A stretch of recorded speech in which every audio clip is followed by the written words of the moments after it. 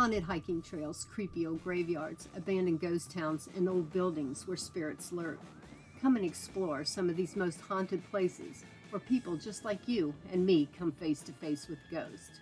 This is folklorist and author Jeanette Quackenbush with Backroads Books by 21 Crows. I discover and research old ghost stories, folklore, and legends, then pass them on to you.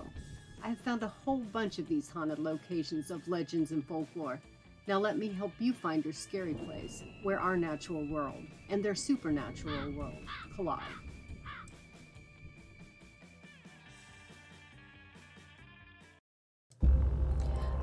I want to share a story with you, which was told to me by some folks whose families have lived in the Carbon Hill, Nelsonville mining communities for well over 120 years.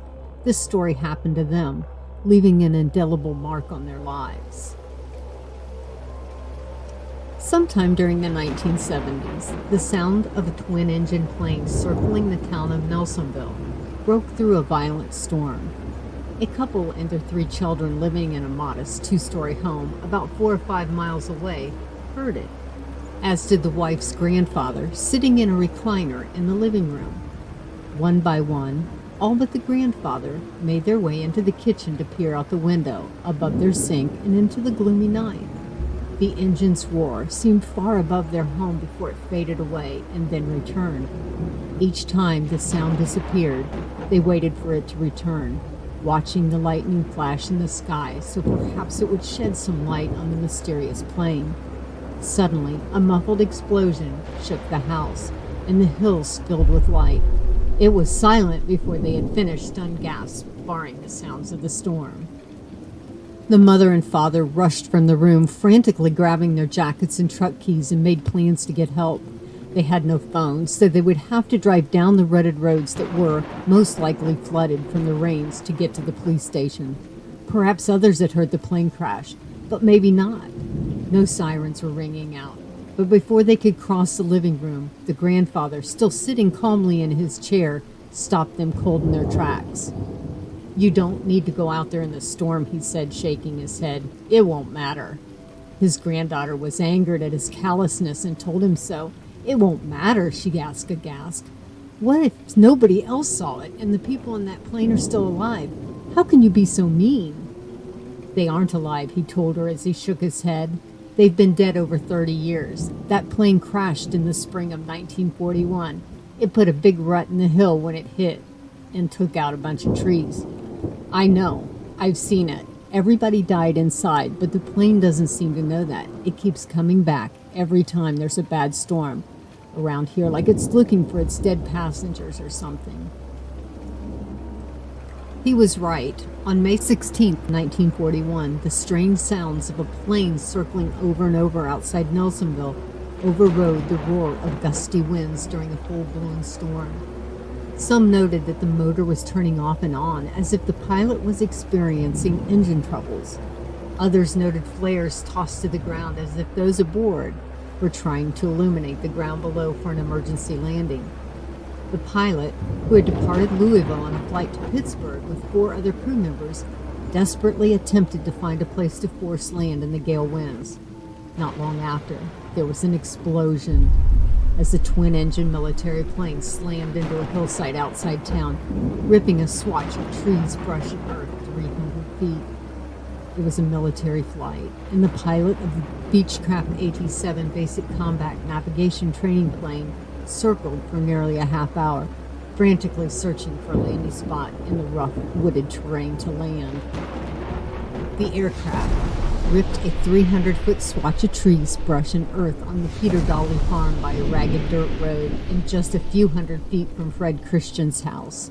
But some wreckage was scattered to the Sol Johnson farm nearby and down a ravine. It missed their homes and neighboring farmsteads. But 5 military men died in the wreck. Roads were barricaded by nearby Camp Nelson Civilian Conservation Corps workers and the State Highway Patrol from sightseers. A search party frantically combed the hillside in the blackness of night with only lightning, flashlights, and car lights to find the remains. It took several days to comb through the countryside as the wreckage was scattered all over the road, hollow, and into the neighboring hills. After the grandfather told the couple about the airplane crash long ago, They wanted more from the story than their grandfather had told them that night. The next day, the curious couple went to where they had heard the explosion and thoroughly searched the site. They could only find the deep gouges in the hillside, now nearly overgrown, that the grandfather had talked about, and the trees still marred from the doomed flight so many years earlier. But they also saw something peculiar, something unnatural in a single bent shape, trudging in short strides along the roadway. They thought it was nothing more than a tree canopy casting an eerie shadow on the muddy road. Yet when they walked toward it, the shadow disappeared. They left quickly because the woman's grandfather had told them about that too. "You stay away from that place," he said before they left that day. "Nothing good ever came out of that hollow. It calls things in and won't let them out. There are things up there you don't want to know about. Leave it be, whatever it is." They had not asked what those things were. Now they knew, and they would never forget.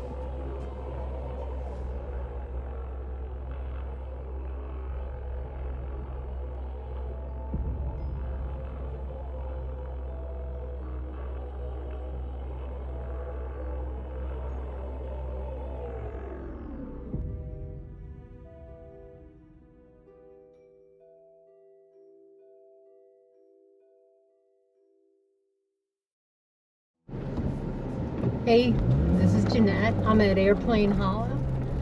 In May of 1941, there was a plane crash here. It was a military twin-engine plane. After that, people began to see ghosts wandering around in here, and I'm going to check it out.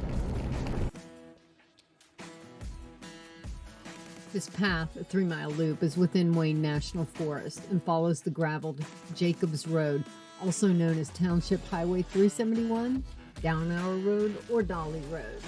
It goes through Airplane Hollow.